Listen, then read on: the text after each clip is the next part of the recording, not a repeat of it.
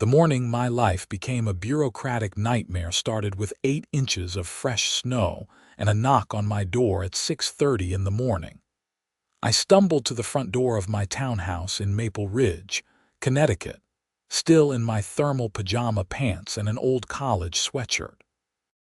Through the frosted glass, I could make out the silhouette of someone standing ramrod straight on my porch, clipboard in hand. Already, warning bells were going off in my head. When I opened the door, cold air blasted into my face along with the pinched expression of a woman who looked like she had been sucking on lemons since dawn. She was maybe 50, with shoulder-length blonde hair that had been teased and sprayed into submission, wearing a puffy white coat that made her look like an overstuffed marshmallow. Her lips were pressed into a thin line of disapproval. "Mr. Cameron Peters?" she asked, though her tone suggested she already knew the answer and was displeased about it. "That's me," I said, rubbing sleep from my eyes. "Can I help you?" "I'm Sharon Whitmore, president of the Maple Ridge Homeowners Association. We need to discuss your flagrant violation of community noise ordinances." I blinked at her, my brain still trying to boot up. "Noise ordinances? It's 6:30 in the morning. I've been asleep." Sharon's nostrils flared like she had just caught a whiff of something rotten. "Not now." "Yesterday evening at precisely 5:45 p.m. you were operating heavy machinery in direct violation of HOA Regulation 7-4-C, which clearly states that motorized lawn equipment and snow removal devices may only be operated between the hours of 9 a.m. and 5 p.m. on weekdays." The fog in my brain cleared enough for me to understand what she was talking about. "You mean my snowblower? I was clearing my driveway after work." "At 5:45 p.m., she repeated, her voice dripping with self-righteousness. "That is a 45-minute violation of community standards. Additionally, multiple residents have complained about the excessive noise level of your particular device." I leaned against the doorframe, feeling the cold seeping through my clothes but too stunned to care. "Madam, I work until 5. I'm a US federal marshal. I can't exactly leave my post to come home and snowblow my driveway during approved hours." Sharon's expression didn't change. If anything, it hardened further. "Your employment situation is not the concern of the HOA. Rules apply to all residents equally, Mr. Peters. No exceptions." "So what am I supposed to do? Leave my driveway covered in snow? You could hire a service that operates during approved hours, or you could take personal time from your employment. Again, not the HOA's concern." She flipped through pages on her clipboard with sharp, aggressive movements. "As this is your first written violation, you'll receive a warning and a fine of $250. If there are subsequent violations, the fines will increase exponentially, and we will be forced to take more serious action." The absurdity of the situation was starting to pierce through my morning grogginess. More serious action? Like what? Confiscation of the offending equipment, liens against your property, and potential legal action. She said it so matter-of-factly, like she was reading off a grocery list rather than threatening to seize my property. I straightened up, my martial training kicking in.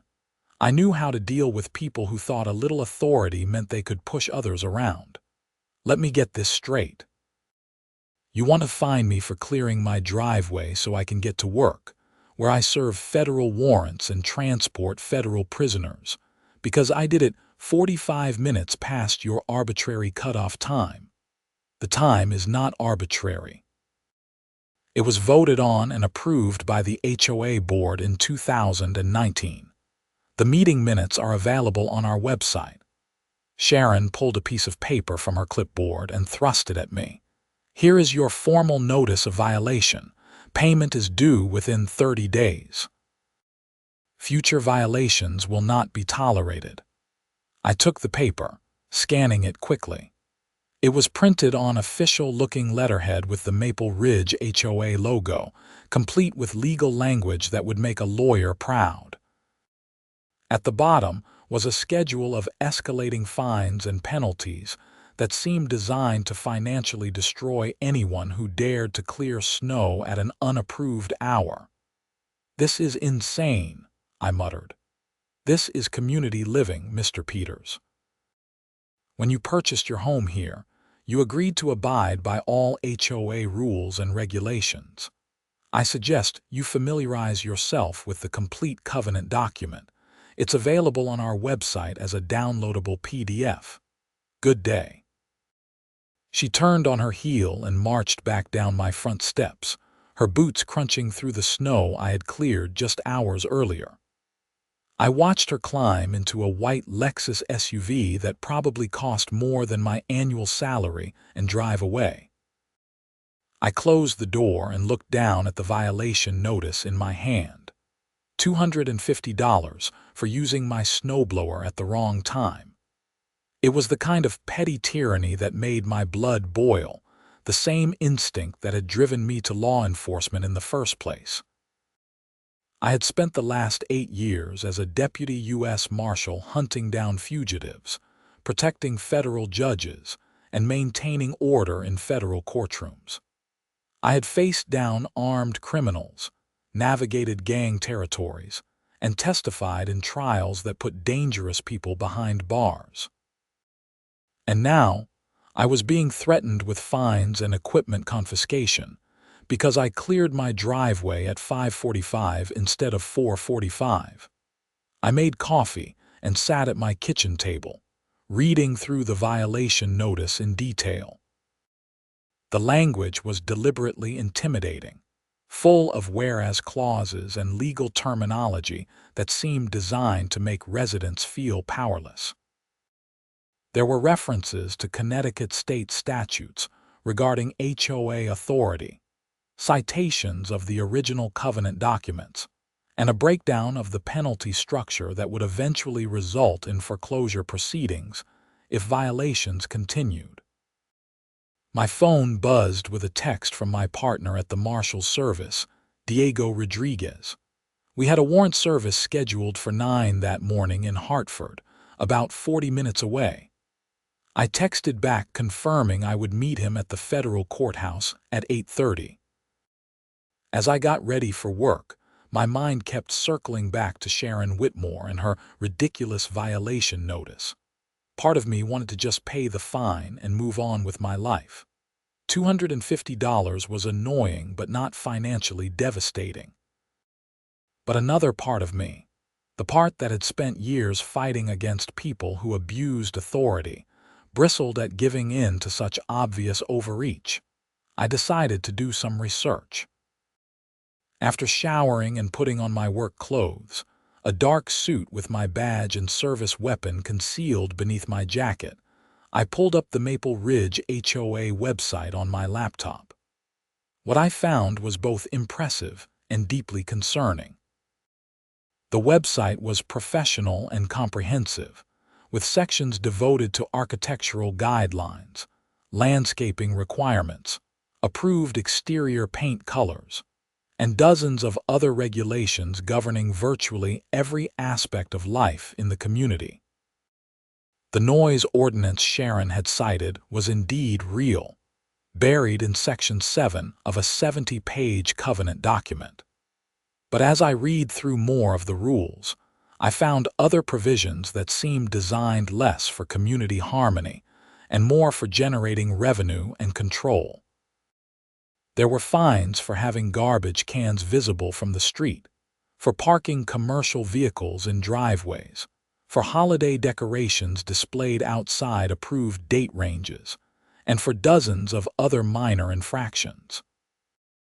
The fine schedule was clearly laid out, starting at $250 for first offenses and escalating to thousands of dollars for repeated violations.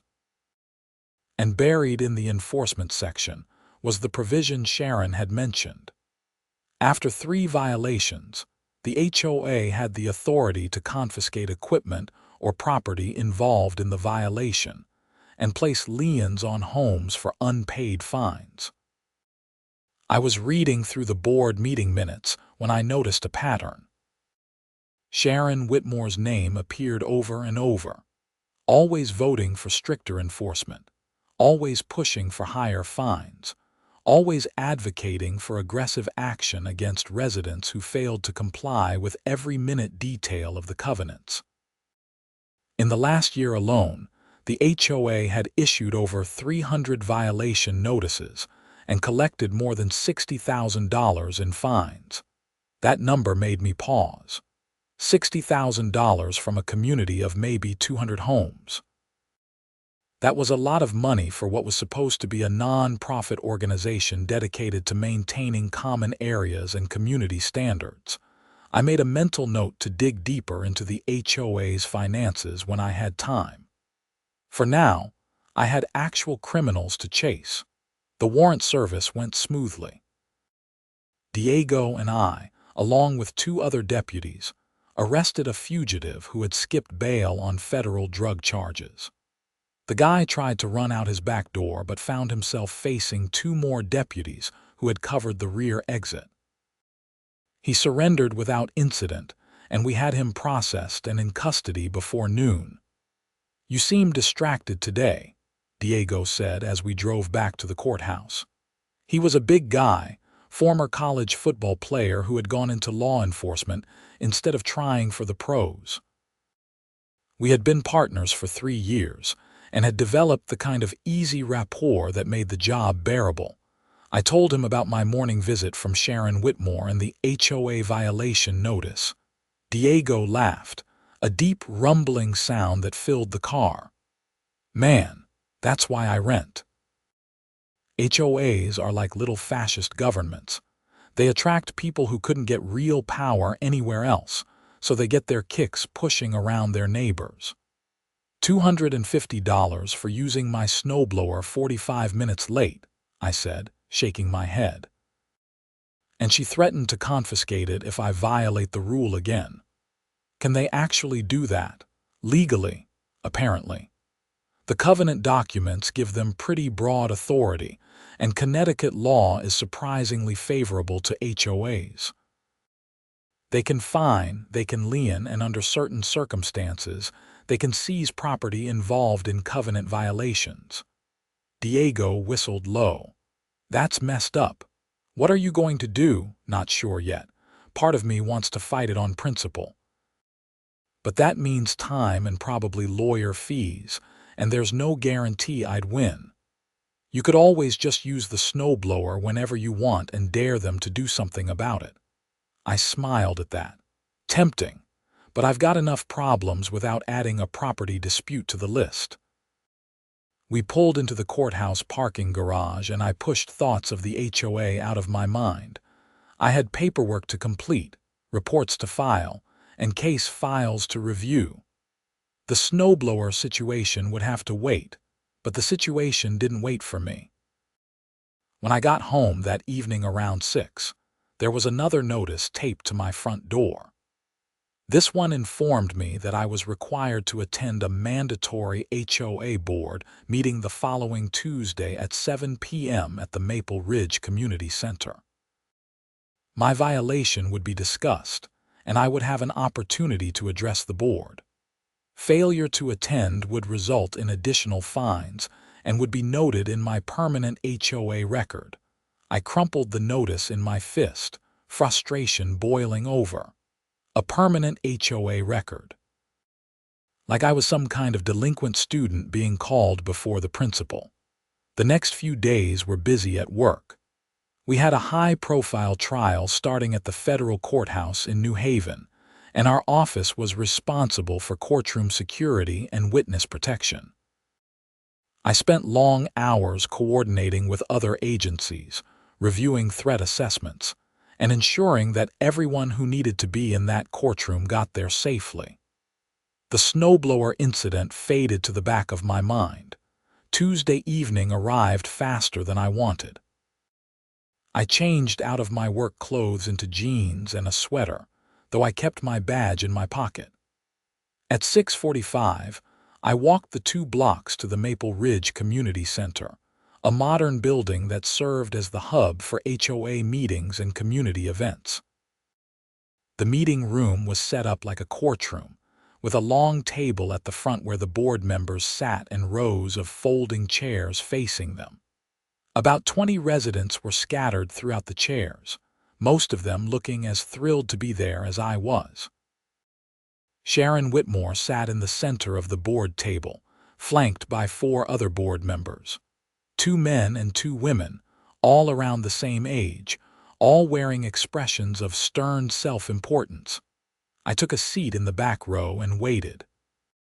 Sharon called the meeting to order at exactly 7 p.m., rapping a small gavel on the table. She went through standard opening procedures, approval of previous meeting minutes, and treasurer's report. Then she got to the enforcement report. "We have several violation notices to review this evening," Sharon said, her voice carrying clearly through the room. "First is Mr. Cameron Peters of 27 Birchwood Lane. Mr. Peters, are you present?" I raised my hand. "I'm here. Please come forward." I walked to the front of the room, very aware that everyone was watching me. Sharon gestured to a small podium set up to one side of the board table. "Mr. Peters, you were issued a violation notice for operating a snowblower outside approved hours. Do you dispute the facts of the violation?" "No," I said. "I was clearing my driveway after work. I got home around 5:30 and started working around 5:45. And you're aware that the approved hours for motorized equipment end at 5 p.m. I am now, though I wasn't when I bought my house 8 months ago." No one mentioned the noise restrictions during the closing process. Sharon's expression suggested that ignorance of the law was no excuse. All residents are required to familiarize themselves with HOA covenants upon purchase. The covenant document is public record. "It's also 70 pages of dense legal language," I countered. "Most people don't have time to read through all of that." One of the other board members, a balding man with thick glasses, spoke up. "That's not the HOA's problem, Mr. Peters. When you purchased your property, you entered into a legally binding agreement to abide by all community rules. I understand that, but I'm asking for some flexibility here. I work until 5 p.m. I'm a federal law enforcement officer. I can't just leave my job early to clear my driveway. And the alternative is either leaving it covered in snow or hiring a service, which is expensive." Sharon consulted her notes. "The violation stands as written. However, the board is willing to offer you a payment plan for the fine if the full amount presents a financial hardship." "I don't want a payment plan," I said, feeling my frustration rising. "I want common sense. The rule doesn't make sense for people who work normal hours. By the time most people get home from work, it's past 5 p.m. The rule exists to maintain peace and quiet during dinner hours," Sharon said. "Many of our residents have young children or work from home. Excessive noise in the evening disrupts family time and creates an unpleasant environment. I was using the snowblower for maybe 20 minutes, and it was necessary to clear my driveway so I could get to work the next morning." The woman sitting to Sharon's left, a thin redhead with sharp features, leaned forward. "Perhaps you should consider moving to a community without an HOA if you find our rules too restrictive, Mr. Peters." The comment hung in the air like a slap. Several other residents shifted uncomfortably in their chairs. "Are you seriously suggesting I sell my home because I cleared my driveway at the wrong time?" I asked, trying to keep my voice level. "I'm suggesting that if you're unwilling to follow community standards, this might not be the right neighborhood for you." I took a deep breath, counting to 5 in my head. Losing my temper wouldn't help anything. "Look, I'm willing to pay the fine this time." but I'm asking the board to consider revising the noise ordinance to be more realistic for working professionals. Maybe extend the allowed hours until 7 or 8 p.m. That would give people time to get home and take care of their properties without violating the rules. Sharon made a note on her papers. Your suggestion will be taken under advisement. The board will discuss potential covenant revisions at our next quarterly planning meeting in March. In the meantime, the fine stands. You have 30 days to remit payment.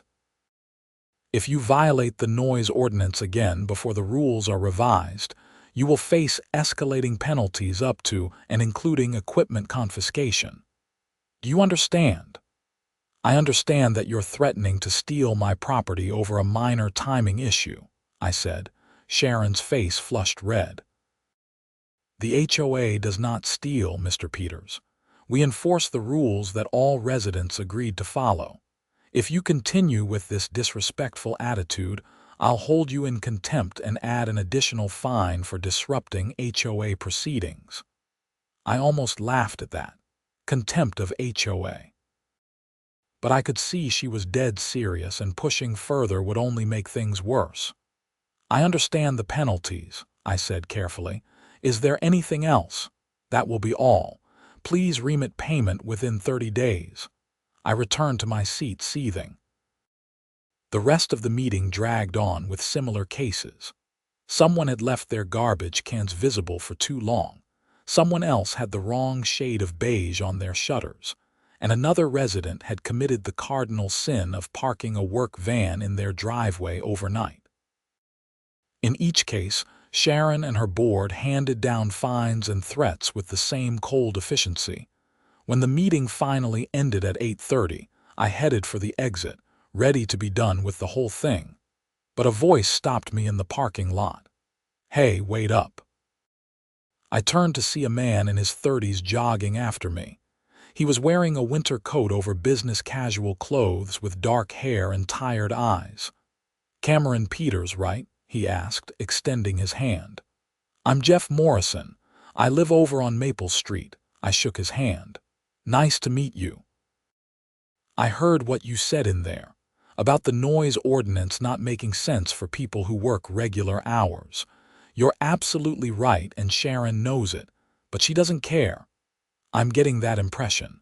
Jeff glanced around, making sure no one else was in earshot. Look, there's something you should know about Sharon and the rest of the board. They've been using the HOA like their personal piggy bank for the last 2 years.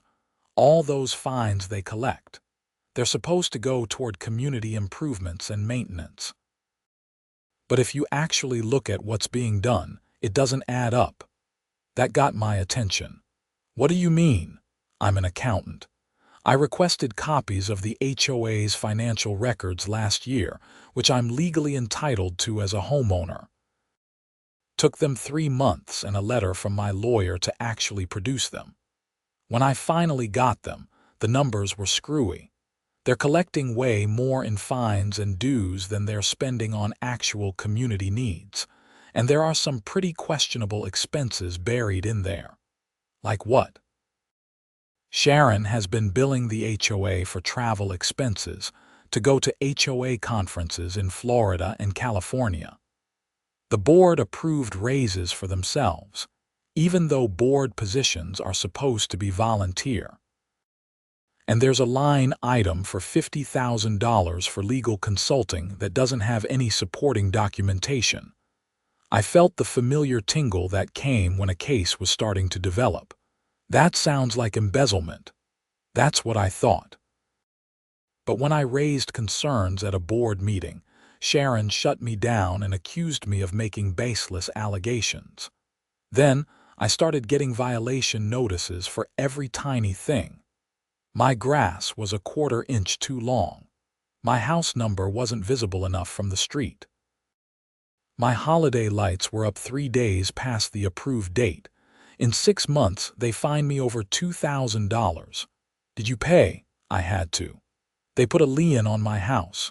My wife was pregnant at the time and we couldn't risk losing our home, so I paid and shut up. Jeff's expression was bitter. but I've been documenting everything since then. Every violation notice, every fine, every board decision. And I've been talking to other residents who have been targeted.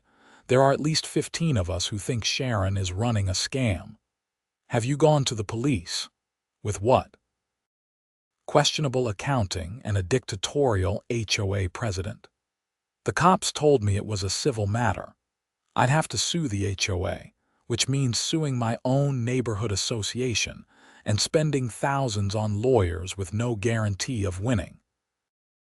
I thought about the violation notice in my pocket and Sharon's threats about confiscating my snowblower. So what are you going to do? I was hoping maybe you could help. You're a federal marshal, right? I heard you mention it at the meeting. I am, but HOA disputes aren't really in my jurisdiction. That's local law enforcement or civil court. Jeff's shoulders slumped. Yeah, I figured, but I thought maybe, I don't know, someone with actual authority might be able to do something. I pulled out my phone. Give me your number. I can't make any promises, but let me look into this. If Sharon and the board are actually embezzling HOA funds, that might cross into criminal territory. And if nothing else, I know some people who might be able to help. Jeff's face brightened. He gave me his contact information, and we talked for another 10 minutes about the specific issues he had documented.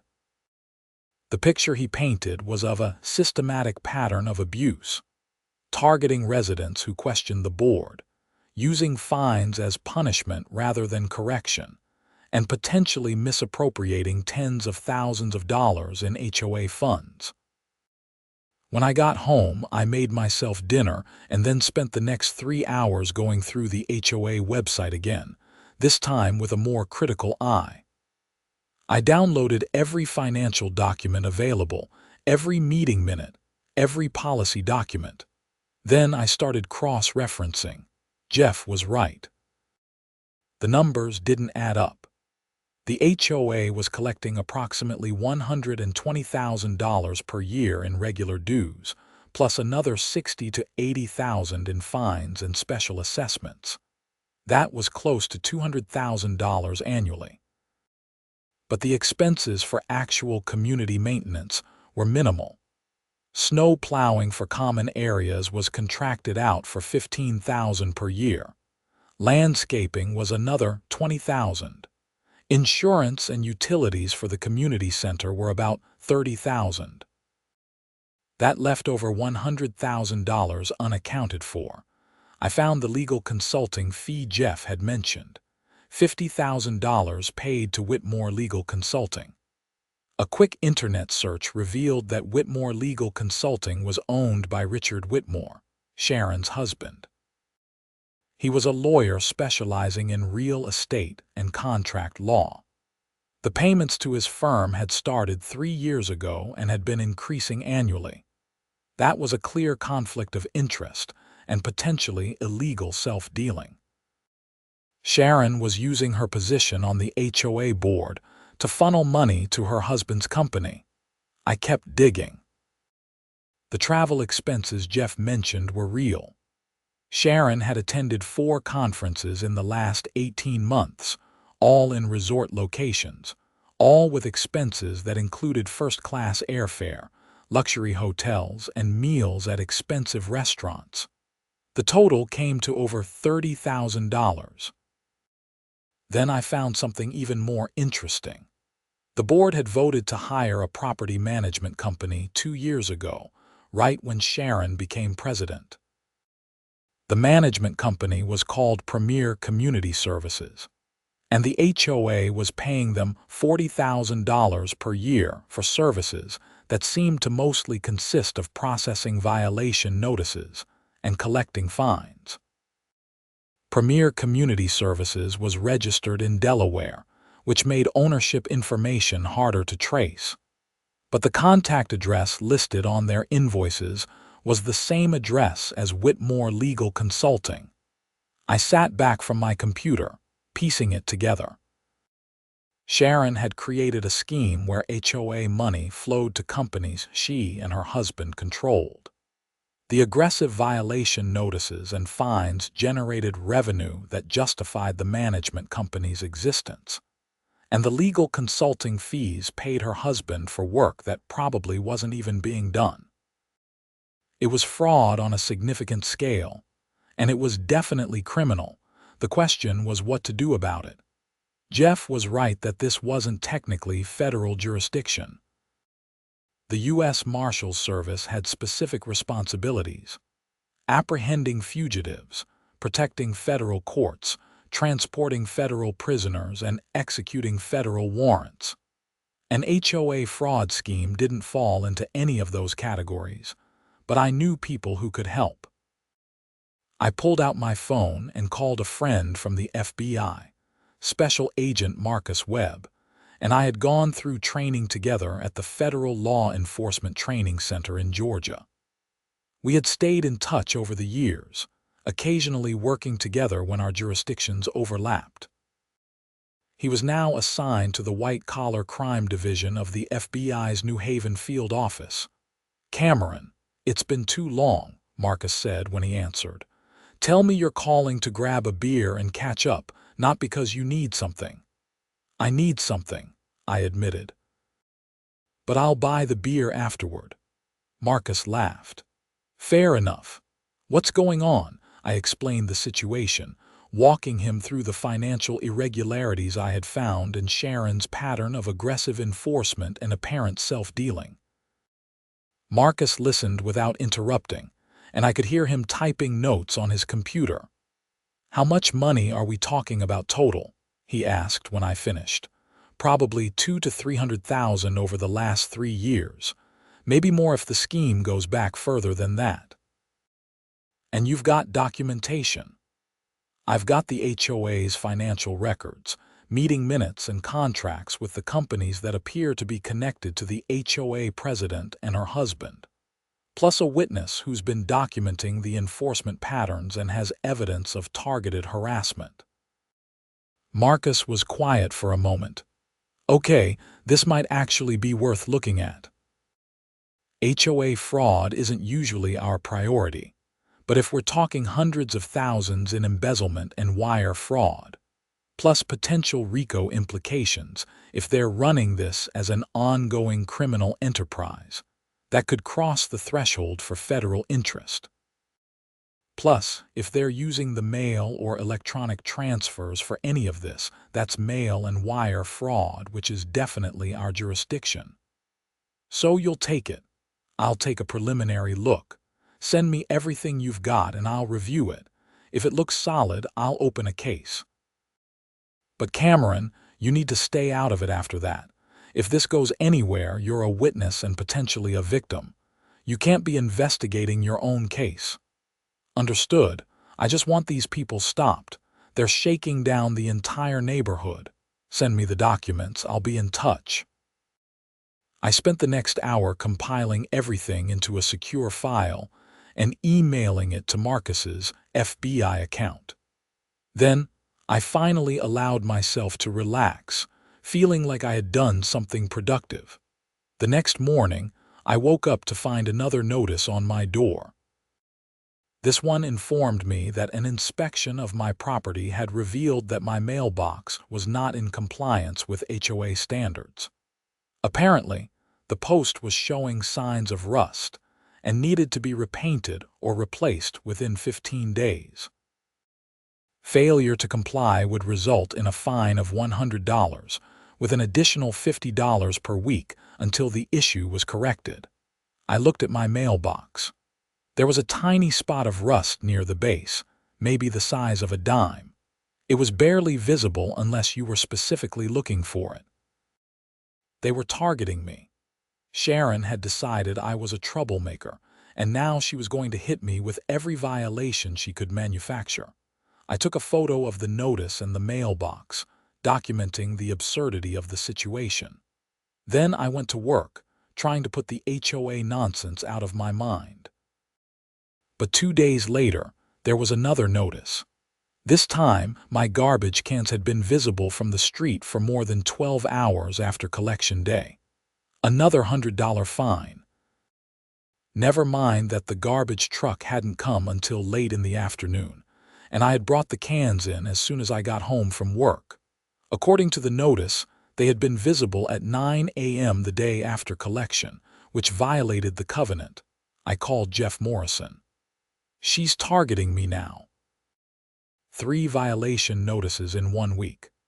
Welcome to the club, Jeff said grimly. She did the same thing to me and to everyone else who's questioned her.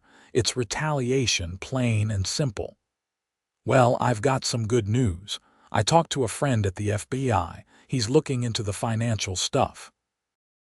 If he finds what I think he'll find, Sharon and the board might be facing federal charges.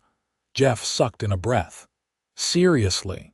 The FBI, seriously? But it'll take time. Federal investigations move slowly. In the meantime, document everything. Every violation notice, every fine, every interaction with Sharon or the board. Make copies, take photos, keep records. If this goes to trial, we'll need evidence. I can do that, and I'll spread the word to the others. We'll all start documenting.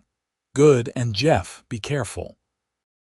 If Sharon figures out we're building a case against her, she might escalate.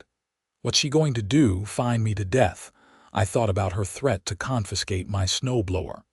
She might try worse than that. The following week brought a massive snowstorm. Connecticut got hit with 14 inches of heavy, wet snow that shut down schools and made roads nearly impassable. I worked from home that day, handling paperwork and case files remotely while the storm raged outside. By evening, the snow had stopped, leaving everything buried under more than a foot of white. I knew I needed to clear my driveway. The forecast called for temperatures to drop overnight, which would turn all that snow into ice. If I didn't deal with it now, I'd be chipping away at frozen concrete for days. But I also knew that using my snowblower would mean violating Sharon's precious noise ordinance again. It was 6 p.m., an hour past the approved time. I could wait until morning, but I had an early warrant service scheduled, and I needed to be able to get my car out of the garage. I decided to call Sharon directly. If I explained the situation and got her permission, maybe I could avoid another violation notice and fine. I found her number on the HOA website and dialed. She answered on the 3rd ring. Sharon Whitmore speaking. Hi Sharon, this is Cameron Peters. I wanted to ask about clearing my driveway after the storm. Her voice immediately turned cold. The snow removal noise ordinance is clearly stated in the covenants, Mr. Peters. 9 a.m. to 5 p.m. on weekdays. I understand that, but I have to leave for work at 7 a.m. tomorrow. If I don't clear my driveway tonight, I won't be able to get out in the morning. I'm requesting an exemption given the circumstances. There are no exemptions. The rule exists for everyone's benefit. Sharon, be reasonable. Half the neighborhood is probably going to be clearing snow tonight. Are you going to fine everyone? I'll fine anyone who violates the covenant. Including you, Mr. Peters. In fact, given your previous violation and your attitude at the board meeting, you're on probationary status. One more violation, and we'll be moving forward with equipment confiscation. I felt anger surge through me. You can't just steal my snowblower. It's not theft. It's covenant enforcement. The rules clearly state that after a 3rd violation, equipment involved in the violation may be confiscated by the HOA and held until all fines are paid in full. You've had one formal violation. The mailbox and garbage issues are pending. If you use that snowblower outside approved hours, that will be your 3rd strike. The mailbox and garbage violations are bogus, and you know it. I know that you seem to believe rules don't apply to you, Mr. Peters. Perhaps actually facing consequences will change that attitude. I suggest you hire a snow removal service or wait until 9 a.m. tomorrow. Good evening. She hung up before I could respond. I stood in my kitchen, staring at my phone, trying to decide what to do. My law enforcement training said to document everything and build the case carefully. But my gut said that giving in to Sharon's bullying would only make things worse. I made a decision. I was going to clear my driveway, and if Sharon tried to confiscate my snowblower, she was going to learn that I wasn't as helpless as the other residents she had been pushing around. I put on my heavy coat, boots, and gloves. Then I clipped my federal marshal badge to my belt, making sure it was visible. I also made sure my phone was fully charged and set it to record video before putting it in my coat pocket, lens facing out. The snowblower started on the second pull. I began working my way down the driveway, the machine's engine roaring in the quiet evening. Lights were on in houses up and down the street, and I could see other residents looking out their windows. A few gave me thumbs up. They knew what was happening. I was about halfway through when a white Lexus SUV pulled up to the curb. Sharon climbed out, along with two men I recognized from the HOA board meeting. One was the balding guy with glasses. The other was younger, maybe 40, with the build of someone who spent a lot of time at the gym. I shut off the snowblower and waited. Sharon marched up my driveway, her face red with anger that had nothing to do with the cold. "Mr. Peters, you are in direct violation of HOA Covenant 7-4-C. Shut down that equipment immediately." "I need to clear my driveway to get to work tomorrow," I said calmly. "I called you to request an exemption. You refused." "Because there are no exemptions. The rule applies to everyone." She turned to the two men. "Gerald, Brian, confiscate that snowblower. Mr. Peters has had his 3 strikes." The guy named Gerald hesitated. "Sharon, maybe we should wait and issue another fine first. Confiscating his property seems extreme." "We follow the covenants, Gerald. He's had 3 violations. The snowblower is now HOA property until all fines are paid." Brian, the younger guy, stepped forward. He looked like he was relishing the confrontation. "You heard her. Hand over the snowblower." I didn't move. "You're not taking my property." "We have the legal authority," Sharon snapped. "The covenant gives the HOA the right to confiscate equipment used in violations." "Show me the covenant language," I said. "Specifically, show me where it says you can take my property without due process." Sharon pulled out her phone, scrolling through what I assumed was a digital copy of the covenant. She read aloud. Section 14, subsection C. In cases of repeated violations involving machinery or equipment, the HOA board has the authority to confiscate said equipment until such time as all outstanding fines are paid in full, and the board is satisfied that future violations will not occur. "And what's the definition of repeated violations?" I asked. 3 or more violations within a calendar year. "I've had 1 violation, the snowblower. The mailbox and garbage can notices are pending, not confirmed violations." Sharon's smile was triumphant.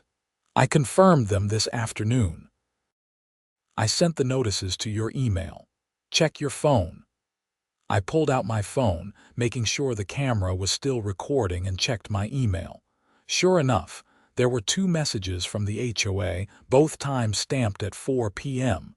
Both confirmed violations with fines attached. "That's 3 strikes, Mr. Peters. Hand over the snowblower, or we'll be forced to call the police and report you for trespassing on HOA-controlled property." That statement was so absurd I almost laughed. Trespassing? This is my property. Actually, according to the covenant, your driveway is considered common area that you have exclusive use of, but the HOA maintains ownership of for enforcement purposes. I had read enough of the covenant to know that was a twisted interpretation at best. But I could also see that Sharon was dead set on pushing this confrontation. She wanted to make an example of me, to show the rest of the neighborhood what happened when you defied the HOA. Time to show her what happened when she pushed too hard. I reached down and unclipped my badge from my belt, holding it up so all three of them could see it clearly in the porch light. I'm Deputy US Marshal Cameron Peters. I'm a federal law enforcement officer. And you're attempting to unlawfully seize my property under the false pretense of HOA authority. Sharon barely glanced at the badge. Your employment doesn't exempt you from HOA rules. Actually, it does. Federal law enforcement officers have certain protections against civil harassment and property seizure. It's covered under Title 18, Section 241, Conspiracy Against Rights. You're attempting to deprive me of my property rights under color of law, which is a federal felony. That was stretching the statute a bit, but it was close enough to make Sharon hesitate. Gerald, the older board member, was already backing away. He clearly wanted no part of this, but Sharon wasn't backing down. That statute applies to government officials, not private organizations like HOAs. The covenant gives you enforcement authority similar to government power. That makes your actions subject to federal civil rights law. If you attempt to take my snowblower, I will arrest you for attempted theft and violation of federal civil rights statutes. Brian, the younger board member, snorted. You can't arrest us. We're not federal fugitives. I can arrest anyone who commits a federal crime in my presence. That's part of my authority as a US Marshal, and right now you're about 10 seconds away from committing several federal crimes. Sharon's face had gone from red to almost purple. This is ridiculous. We're enforcing legitimate HOA rules. No, you're running an extortion scheme. You've been using the HOA to collect illegal fines and funnel money to companies you and your husband control. I've documented the financial irregularities, and I've referred the case to the FBI. Special Agent Marcus Webb is currently investigating you for wire fraud, mail fraud, embezzlement, and racketeering. The color drained from Sharon's face. That's slander. It's truth. And it's about to become very public. Now, I'm going to finish clearing my driveway. You three are going to get back in your car and leave my property. If you attempt to interfere with me again, I will place you under arrest. Do you understand? Gerald was already halfway back to the Lexus. Brian looked uncertain, glancing between me and Sharon. Sharon herself looked like she wanted to argue further, but my badge and the mention of the FBI had clearly rattled her. This isn't over, she finally said. The board will be filing a lawsuit against you for defamation and harassment. You do that. I'm sure the FBI will be very interested in your legal filings. They might even subpoena your lawyers and force them to testify about your financial arrangements. Sharon turned on her heel and stalked back to her car. Brian followed, and Gerald was already in the passenger seat. They drove away, leaving me standing in my driveway with my snowblower and my badge. I waited until they were out of sight, then I sat down on my front steps. My hands were shaking slightly from the adrenaline. Confrontations like that were part of my job, but usually I had backup and a clear legal authority. This had been a bluff, albeit one based on real concerns about Sharon's actions. I pulled out my phone and stopped the recording. I had the whole conversation on video, including Sharon's admission that she had pushed through the violation confirmation specifically to reach 3 strikes. That would be useful evidence of targeted harassment. Then I called Marcus Webb. Please tell me you didn't do something stupid, Marcus said by way of greeting. Define stupid. Cameron. I explained what had just happened. Marcus was silent for a long moment when I finished. You threatened to arrest a homeowner association president, he finally said. I prevented her from illegally seizing my property. There's a difference.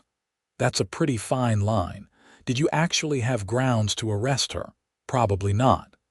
But she was attempting to take my snowblower based on manufactured violations. That's extortion at minimum. Marcus sighed. Okay, this is actually good for the investigation. Her actions tonight show consciousness of guilt. She's escalating against you because she knows you're onto her scheme. That's useful evidence. But Cameron, you need to back off now. If she files a complaint against you with your superiors, this could get complicated. Understood. Did you find anything in the financial documents I sent? Oh yeah, this is way bigger than HOA fraud. Sharon Whitmore and her husband have been running this scam in 3 different HOAs across Connecticut. We're talking close to $1 million in embezzlement over 5 years. They set up shell companies, bill the HOAs for fake services, and pocket the money. The aggressive fine structure is designed to generate revenue and scare residents into compliance. It's a textbook racketeering operation. I felt a surge of satisfaction. So you're opening a case. Already opened.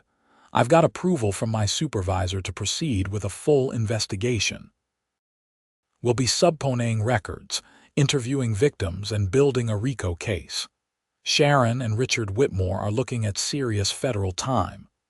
How long until you move on them? These things take time. We need to build an airtight case. Probably 3 to 6 months before we're ready to make arrests. In the meantime, keep documenting everything Sharon does. If she keeps targeting you, that's more evidence of obstruction and retaliation. Will do. Thanks, Marcus. Thank you. You handed us a solid case. Just try not to arrest any more HOA board members, okay? I promised I would behave and ended the call. Then I started up the snowblower again and finished clearing my driveway. Several neighbors came out to watch, giving me encouraging waves and thumbs-up gestures. Word was clearly spreading about the confrontation. The next morning, I woke up to find a certified letter taped to my front door. It was from Whitmore Legal Consulting, informing me that the HOA was filing a lawsuit against me for defamation, harassment, and disturbing the peace. They were seeking damages of $50,000 plus legal fees. I took a photo of the letter and texted it to Marcus. His response came back 5 minutes later. Keep it. More evidence. They're trying to intimidate you into silence. Over the next few weeks, Sharon ramped up her campaign against me. I received violation notices for everything imaginable. My doormat was the wrong color, my porch light was too bright. My car was parked 6 inches too far forward in my driveway, and my window blinds were open during unapproved hours. Each notice came with fines ranging from $100 to $500. I documented everything. I took photos, saved emails, and kept detailed records of every interaction. And I spread the word to other residents, connecting the people who had been targeted by Sharon's enforcement scheme. We formed an informal network, sharing information and supporting each other. Jeff Morrison did an incredible job organizing the victims. He created a secure online forum where residents could share their experiences and evidence. Within a month, we had 27 families participating, representing more than a quarter of the neighborhood. The stories were remarkably consistent. Question the board or fall behind on fines, and suddenly you'd be hit with a barrage of violation notices that seemed designed to force you into financial submission. Meanwhile, Marcus and his FBI team were working their investigation. They subpoenaed bank records for Sharon and Richard Whitmore, as well as the shell companies they had created. They interviewed residents from all 3 HOAs where the Whitmores had operated, and they discovered that the fraud went even deeper than initially suspected. It turned out Richard Whitmore had been representing several of the HOAs in legal matters, billing them for thousands of hours of work that was never actually performed. He had also been setting up the shell companies and helping Sharon structure the fraud to avoid detection. He wasn't just a beneficiary of the scheme. He was an active participant and architect. 3 months after my confrontation in the driveway, Marcus called me with an update. "We're getting close. We've got enough evidence to indict. I wanted to give you a heads up that we'll be making arrests within the next 2 weeks. That's great news. There's more. We expanded the investigation and found ties to 2 other couples running similar schemes in Massachusetts and Rhode Island. This appears to be part of a broader network of HOA fraud. We're coordinating with other field offices to take everyone down simultaneously." How many people are we talking about? At least 8 individuals across 4 states. Total losses probably exceed $3 million.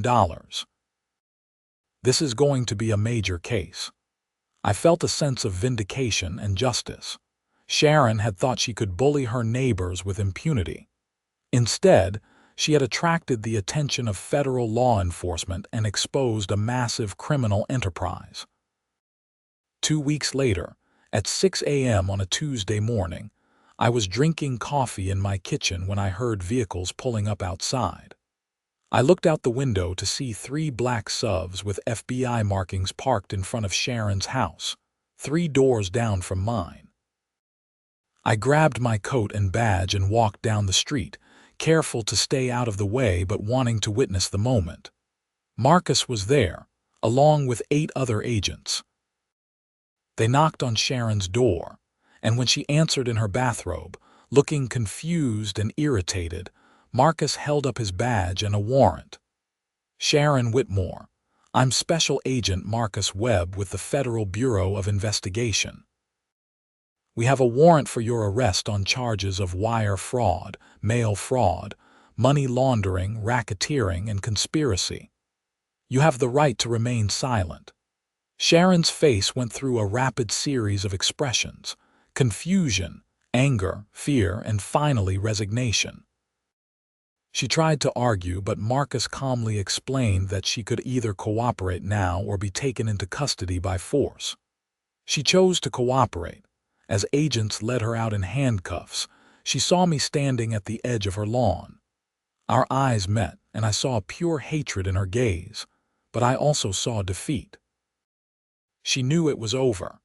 Another team of agents had simultaneously arrested Richard Whitmore at his law office downtown.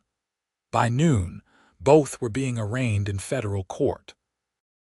The news coverage was extensive, with local reporters describing the HOA fraud ring that had stolen hundreds of thousands of dollars from Connecticut homeowners. The other board members who had been helping Sharon were not arrested but were identified as cooperating witnesses. Apparently, Gerald and 2 others had been kept in the dark about the financial fraud and agreed to testify against Sharon in exchange for immunity. The civil lawsuit against me was quietly dropped. The HOA, now under emergency management by the state, issued an apology to all residents who had been targeted with excessive fines. They announced a comprehensive review of all violation notices from the past 3 years and promised refunds to anyone who had been improperly fined. My own fines were canceled, and I received a check for the $250 I had paid for the original Snowblower violation. Several other residents received refunds totaling thousands of dollars. The trial took place 8 months later. I testified about Sharon's harassment campaign and the confrontation in my driveway.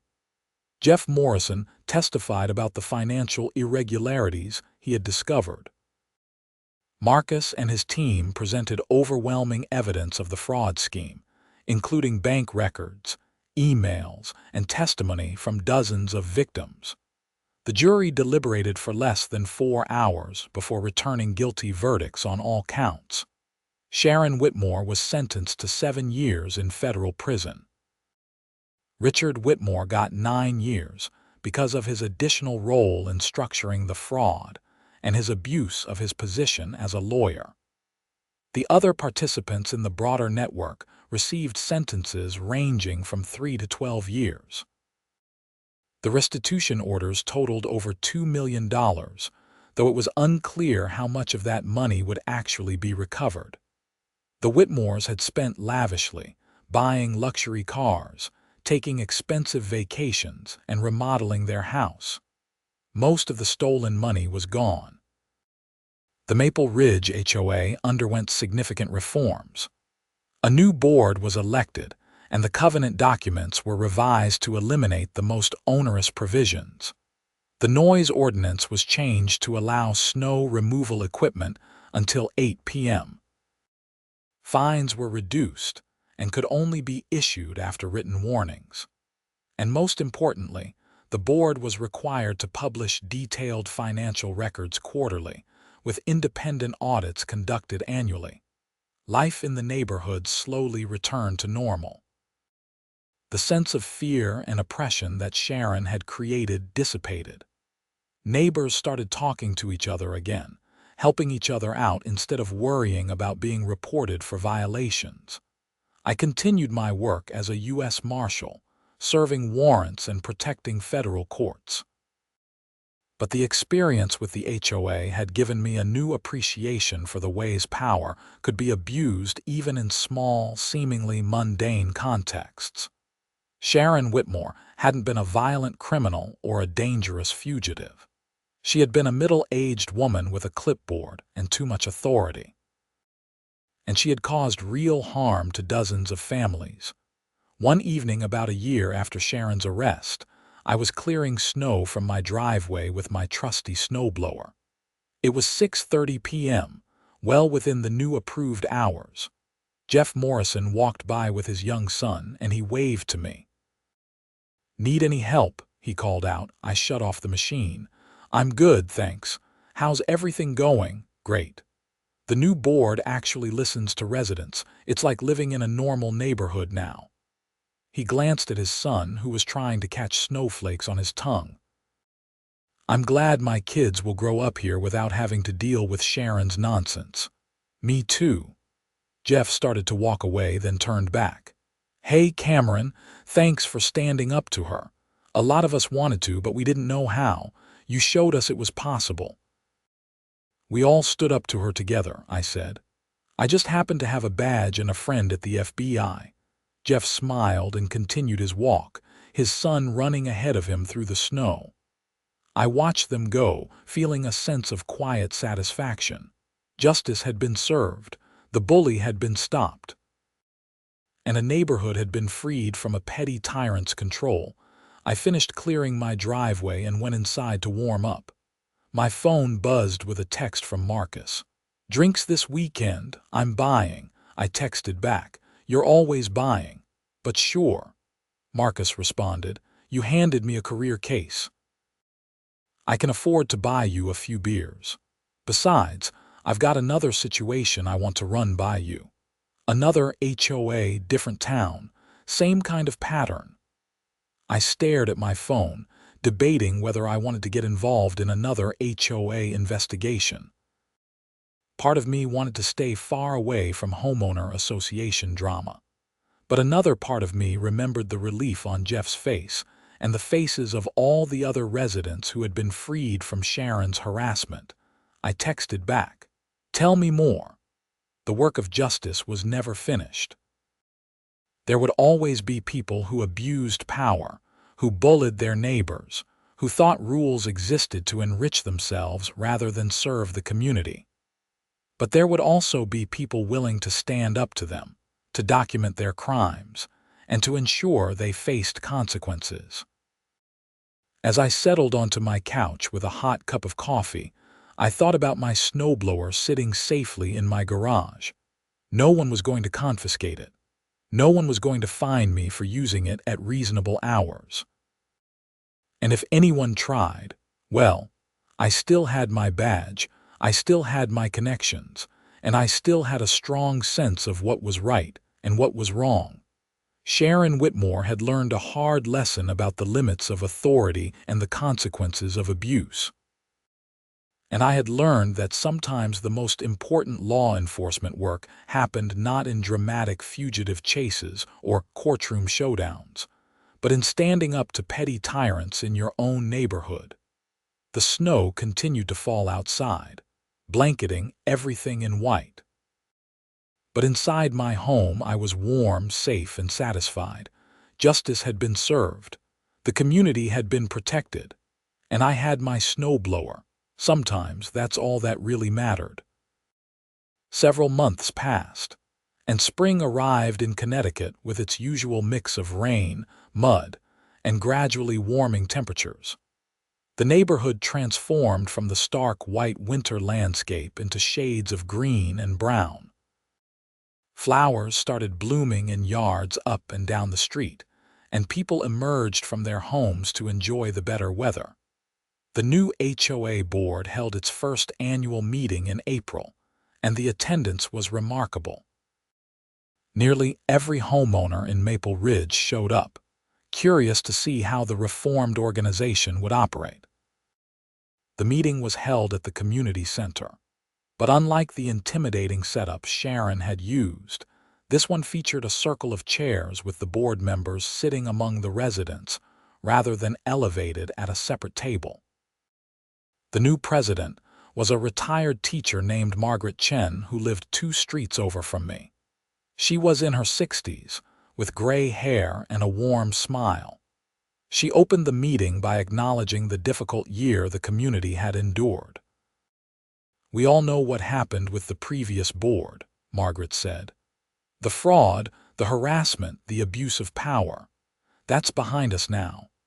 This board's mission is simple: maintain our common areas, protect property values, and create a community where people actually want to live. We're here to serve you, not rule over you."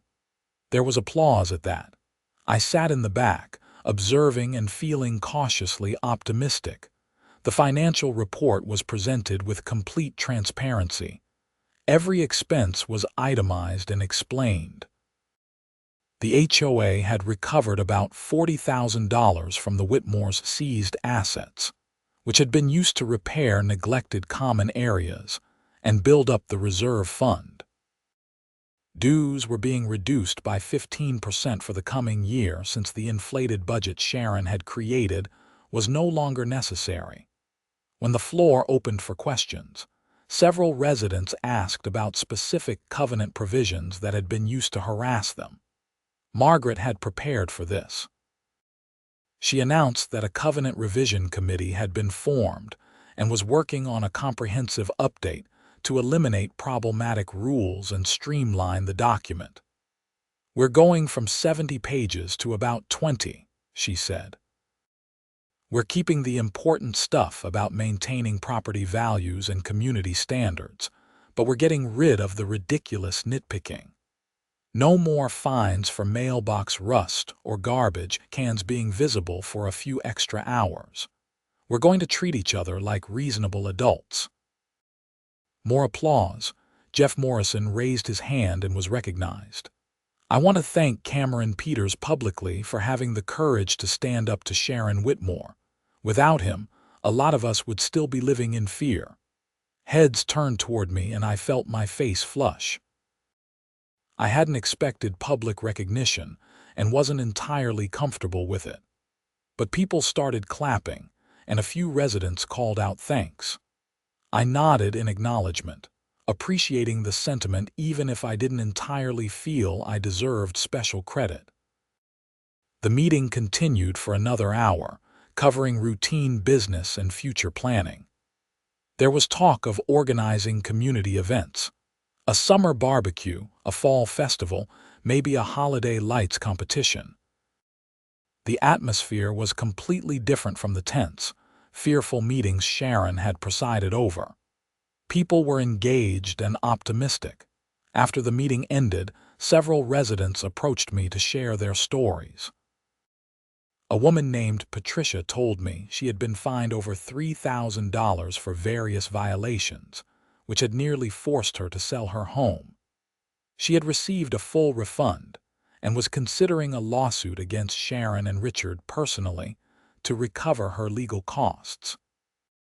An elderly man named Harold shook my hand vigorously. "I'm a veteran," he said. "Served in Vietnam. I thought I understood bullies and tyrants, but Sharon was something else. She had no shame. Thank you for stopping her." These conversations reinforced for me that what had happened in Maple Ridge wasn't just about money or rules. It was about dignity and respect. Sharon had made people feel powerless in their own homes. She had created an environment of fear and suspicion. The damage she had caused went beyond the financial fraud. As I walked home that evening, I reflected on how the entire situation had unfolded. It had started with such a small thing, clearing my driveway at the wrong time. But that minor violation had exposed a massive criminal enterprise. It made me think about all the other small injustices that might be happening in communities across the country, where people with a little authority abused it for personal gain. My phone rang. It was Marcus Webb. "Hey, I saw the news story about the HOA meeting," he said. "Looks like things are getting back to normal in your neighborhood." "Yeah, it's a huge improvement.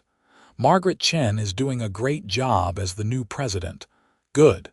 Listen, remember I mentioned another potential HOA fraud case? I've been looking into it, and it's not as clear-cut as the Whitmore situation. The financial records are cleaner, but there's definitely some suspicious activity. Would you be willing to talk to a few residents and get their perspective?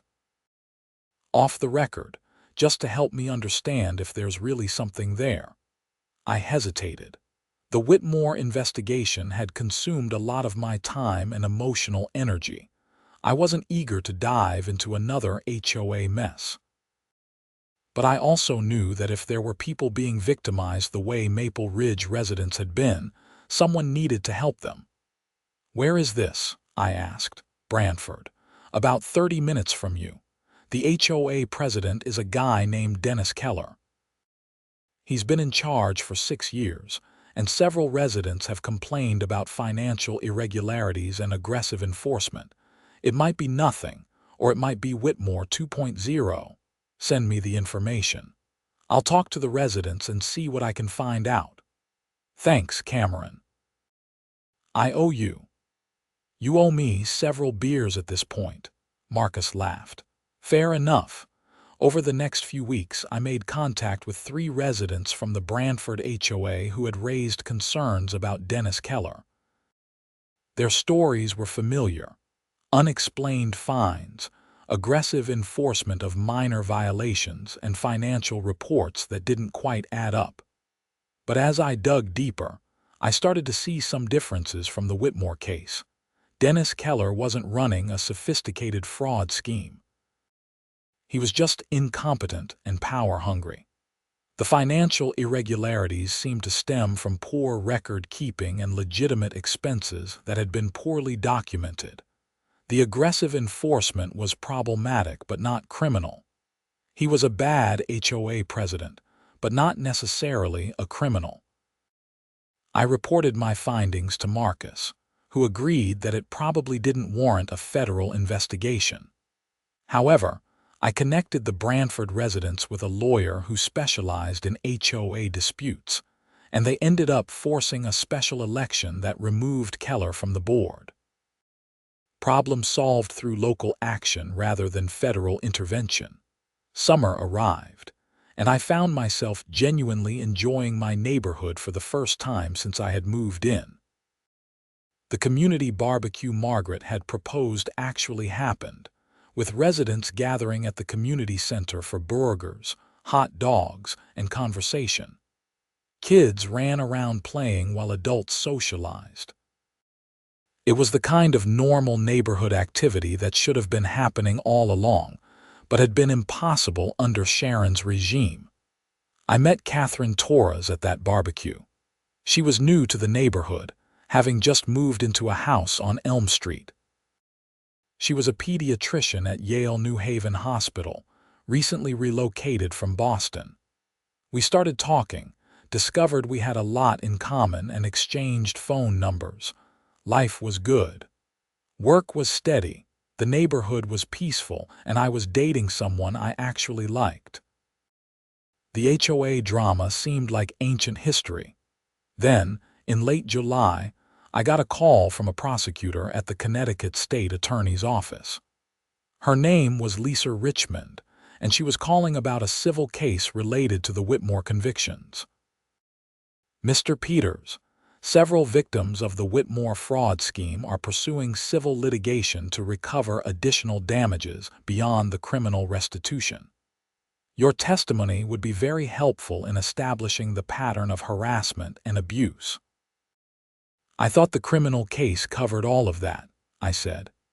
It covered the financial fraud, but the civil suit is addressing emotional distress, loss of property value, and other damages that weren't part of the criminal proceeding. Some residents are seeking significant compensation for what they went through. I agreed to testify if needed, though I hoped it wouldn't come to that. I had testified at the criminal trial and had no desire to spend more time in courtrooms discussing Sharon Whitmore. The civil case moved forward slowly, as civil cases tend to do. In the meantime, life in Maple Ridge continued to improve. The covenant revisions were completed and approved by a vote of the membership. The new document was 23 pages instead of 70, written in plain English instead of legalese, and focused on reasonable community standards rather than petty control. The noise ordinance now allowed snowblowers and other equipment until 8 p.m. Fines were capped at $100 maximum and could only be issued after 2 written warnings. The board's financial records were published online quarterly, and most importantly, any board member found to have a conflict of interest in HOA business would be immediately removed. Catherine and I grew closer over the summer. She appreciated that I had stood up to Sharon, though she found the whole story almost unbelievable.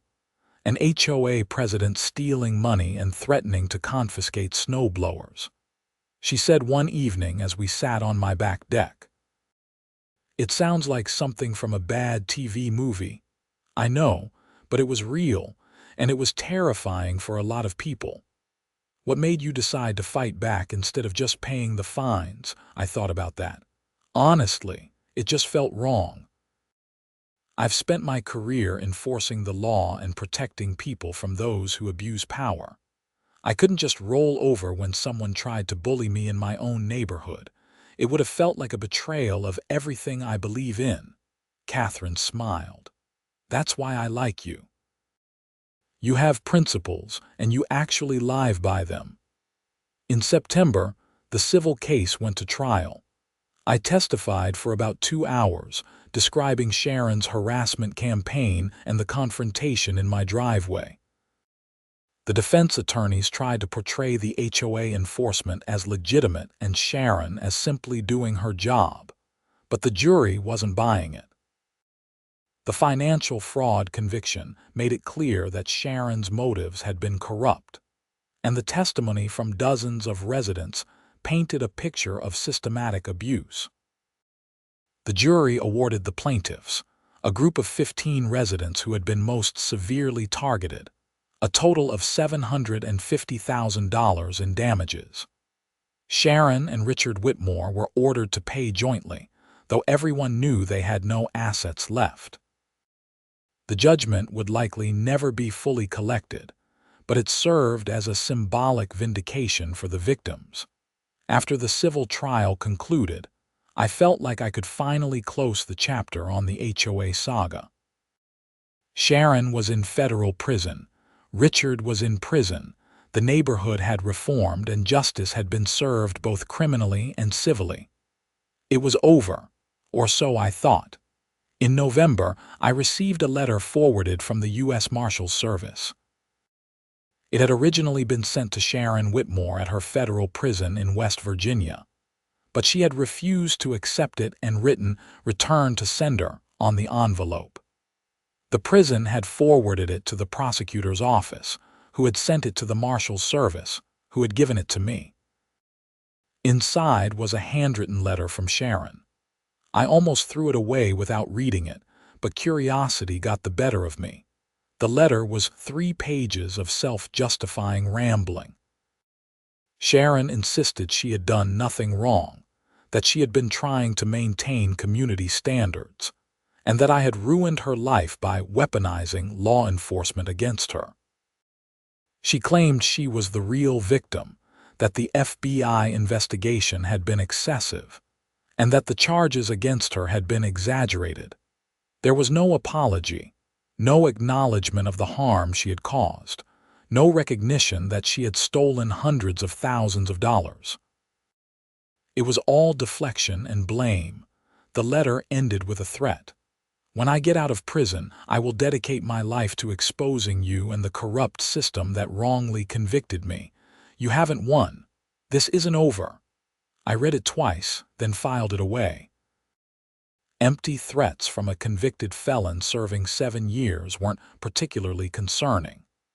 By the time Sharon got out of prison, I would have moved on with my life, and she would be a middle-aged woman with a federal conviction trying to rebuild in obscurity. I mentioned the letter to Marcus, who found it darkly amusing. "Narcissists never think they're wrong," he said. "Sharon genuinely believes she was in the right. That's why she was so dangerous. She had no internal brake telling her to stop. Should I be worried about the threat? Nah. Once she's out, she'll be on supervised release and won't be able to do anything without her probation officer knowing. And honestly, most people like Sharon lose their fire after a few years in prison. She'll probably just want to live quietly and avoid attention." I hoped he was right.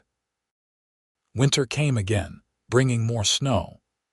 I cleared my driveway with my trusty snowblower at 7 p.m. on a weekday, well within the approved hours, and nobody said a word. It was such a simple thing, but it represented the larger victory, the freedom to take care of my property without fear of harassment.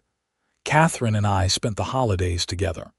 She met my family, I met hers, and we started making long-term plans. By March, we were talking seriously about moving in together, maybe buying a house in a different neighborhood.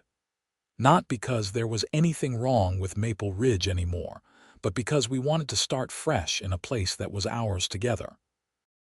On a warm day in early April, almost 2 years after my first encounter with Sharon Whitmore, I sat on my front porch with a cup of coffee and reflected on everything that had happened. The HOA nightmare had been stressful and time-consuming, but it had also brought the community together in unexpected ways. Neighbors who had been afraid to talk to each other had formed genuine friendships. The experience had taught everyone the importance of vigilance and civic participation. Jeff Morrison walked by with his son, who was now riding a bicycle. Jeff waved and called out, "Beautiful day." "Sure is," I replied. "Hey, the new board is talking about putting in a playground at the community center. They want resident input. You should come to the meeting next week." "I'll be there." That was the other legacy of the Sharon Whitmore affair. People were engaged now. They showed up to meetings, they asked questions, they held their elected representatives accountable. The neighborhood was truly a community in a way it hadn't been before. My phone buzzed. It was a text from Catherine. "Dinner tonight, my place or yours," I texted back. "Yours, I'll bring wine." As I got up to head inside and get ready for work, I glanced down the street toward Sharon's old house. A new family had moved in, a young couple with a toddler. They were good neighbors, friendly and considerate. The house no longer carried the weight of its previous owner's misdeeds. I thought about Sharon in her prison cell, probably still convinced she had been wronged, still refusing to accept responsibility for what she had done. I wondered if she would ever understand the damage she had caused, the fear she had created, the trust she had betrayed. Probably not. Some people never learned, but that wasn't my problem anymore. I had done my part. I had stood up to a bully, helped expose a criminal enterprise, and contributed to making my neighborhood a better place. That was enough. I drove to work, ready to focus on my actual job, serving warrants, protecting courts, and maintaining federal law enforcement. The HOA drama was finally, truly over, or at least I hoped it was. Life had a way of surprising you, and I had learned that even the smallest conflicts could spiral into major cases. But for now, I was content. Justice had been served. The community had healed. And my snowblower sat safely in my garage, ready for the next winter's snow. Sometimes, standing up for what was right meant facing down armed fugitives. Sometimes, it meant confronting a petty tyrant with a clipboard. The principle was the same: refusing to let bullies win, regardless of the form their bullying took. As I pulled into the parking garage at the federal courthouse, I smiled to myself. Sharon Whitmore had tried to seize my snowblower for being too loud. She had frozen when she saw my federal marshal badge. And in the end, justice had prevailed. That was a story worth remembering, and a reminder that authority without accountability was just tyranny in disguise. Whether it came from a government or a homeowners association, abuse of power needed to be challenged and stopped. I grabbed my briefcase and headed into the courthouse, ready for whatever the day would bring. The snowblower saga was behind me, but the work of justice continued. And I was exactly where I needed to be.